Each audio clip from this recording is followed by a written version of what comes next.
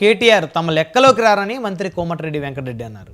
వారు చేస్తున్న విమర్శల మీద స్పందించాల్సిన అవసరం తనకు లేదని వ్యాఖ్యానించారు. ప్రతిపక్ష నేతగా కేసీఆర్ అసెంబ్లీకి వస్తే గోదావరి, కృష్ణా నీటి హక్కులు, ప్రాజెక్టులతో పాటు అన్ని విషయాల మీద చర్చిస్తామన్నారు. తామేమైనా తప్పు చేస్తున్నామంటే సరిదిద్దుకుంటామని, సలహాలు ఇస్తే స్వీకరిస్తామని పేర్కొన్నారు.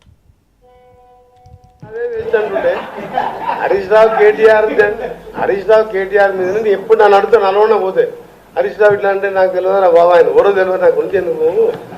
ఆయన ఎమ్మెల్యే ఫ్లోర్ లీడర్ మాట్లాడితే మాట్లాడుతున్నాం. మేము కూడా 6 సార్లు గెలిచిన వాళ్ళం ప్రజానికలకి కలిగి.